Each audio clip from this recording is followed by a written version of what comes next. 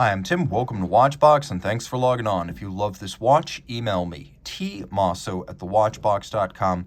Your purchase and pricing email question line for buying this or any watch you see on any Watchbox platform. Please reach out to me directly for pricing. Email tmosso@thewatchbox.com for the price of this or any Watchbox watch. Today, we're discussing a watch launched at the tail end of the 2000s, 45 millimeters in rose gold. This is the Cartier Rotonde de Cartier Flying Tourbillon Skeleton.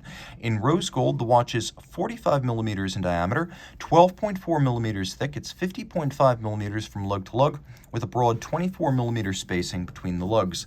The watch is flat. It's about as thick as a Rolex Daytona, but it's also broad. Being a large watch, I recommend it for a wrist of at least 16 centimeters circumference like mine, or larger. I can wear it, but only just. It is very broad. It's heavy, it's weighty. You can tell where the money went. That said, it is quite thin, and it will fit underneath the dress cuff. This is a large dress watch, after all.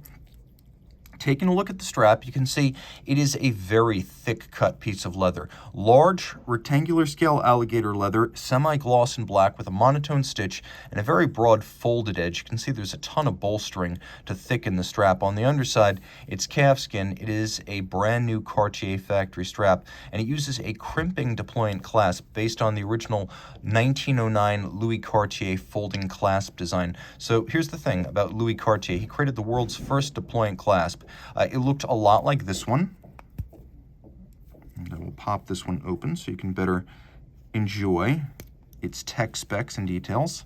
Someone unfortunately tagged this, and I will break that tag because you need to see this clasp in its splendor. So Louis Cartier wanted to create a clasp for a watch to prevent it from being dropped. So he created a folding clasp whereby one side of the strap would tuck in, the other side would attach to the opposite, and thus you would always have this loop on the wrist. So as you take it off and it pops open on your wrist, it doesn't fall. Now the Cartier system is still used, and it is a brilliant one, a crimping system. So you put the strap in, you crimp it to length, and then all of the excess length hides underneath the clasp body and underneath the strap. That's why you don't have strap minder loops on this strap. Everything tucks cleanly underneath. And because it is a crimping system rather than a pin buckle inside a folding clasp, it doesn't gouge or prematurely age the strap. Once crimped in place, it's a very clean, low-impact system that doesn't progressively awl out a hole in the middle of the strap. So this is based on Louis Cartier's original landmark design, which was decades prior to the adoption of folding clasps on luxury watches. Now, the way the case is attached to the strap is upscale, but a little bit expensive to make. You can see screws and bars are used to hold the strap on. This is much more secure than a spring bar, and it's reassuring on a watch this large, complex, and expensive. It will take a little bit longer to swap a strap, and it makes the watch a bit more expensive to manufacture, but again, this is worth it. You can see that the lugs are welded onto the case flank. This is an old school way of making a case. You can see the sharp break between case and lug is achieved by manually removing the evidence of the weld. The case has a little bit of a tumble home from top to bottom and a very flat domed bezel. You can see a sapphire cabochon on a beaded crown that is used to set this.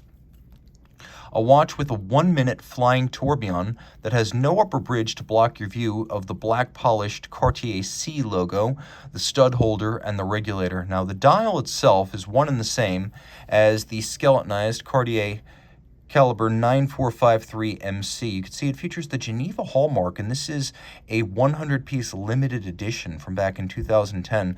So the reason it has the Geneva hallmark, you know Cartier is located in Les Chaux-de-Fonds, so how did this work? Well, they had Roger Dubuis, another Richemont company, build and finish these Geneva hallmark movements for Cartier. And you can see, a little bit curiously, the movement number does not necessarily match the case number. Not a problem, that's intended. But the Geneva hallmark is only available for watches made in the city or canton of Geneva. And that is how these Geneva hallmark Cartier watches are made. They are basically Cartier Roger Dubuis hybrids. Now on the dial side, you can see that the movement is one and the same as the dial, but also one and the same as the numerals. So you can see these stylized Roman numerals are used, and we have large broadsword-style blued steel hands. The watch has a flying tourbillon, which means there's no upper bridge to block your view. It is completely unobstructed.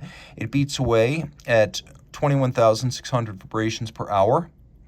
and it has a 50-hour manual wind power reserve. You can see the barrel has been skeletonized, so you can actually see the coiling of the mainspring. You can use that with a little bit of experience as a instructional power reserve. It is an informal power reserve that you can learn to interpret over time.